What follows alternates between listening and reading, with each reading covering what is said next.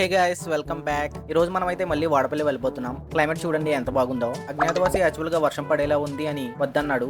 ఏం కాదని నేనే తీసుకొచ్చాను. చూడండి మీరే, దారి పొడుక్కి సీనరీస్ అయితే ఎంత బాగున్నాయో. ఇది ఇట్టల్, ఇది జియో. ఇక్కడ నుంచి ఇక్కడికి సిగ్నల్స్ పాస్ అవుతాయి. చూడండి అరటి తోట మనవి కాదు. దారిలో ఈ బుడ్డోడితో కాసేపు ఆడుకున్నాం. వాడేమో వాళ్ళ నాన్నకి చెప్పేశాడు. ఇంక చేసేదేం లేక సైడ్ నుంచి సైడ్ అయిపోయాం.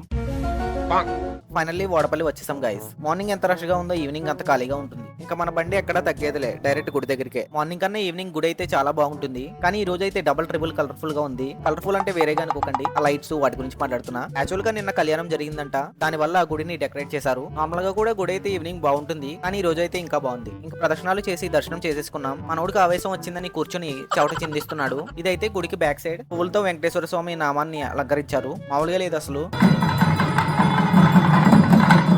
గుడిలో కాసేపు పీస్ఫుల్ గా టైం స్పెండ్ చేసి ఇంకా మళ్ళీ స్టార్ట్ అయిపోయి రావులపొలంలో ఆగి మెగాలెస్సీకి వెళ్లి ఇద్దరం డ్రై ఫ్రూట్ చెప్పుకుని తాగేసి హౌస్ కి అయితే మళ్ళీ బయలుదేరిపోయాం. మీకు ఈ వీడియో నచ్చితే లైక్ చేసి ఫర్ మోర్ వీడియోస్ మన ఛానల్ ని సబ్స్క్రైబ్ చేసుకోండి. ఉంటాను గైస్, బాయ్.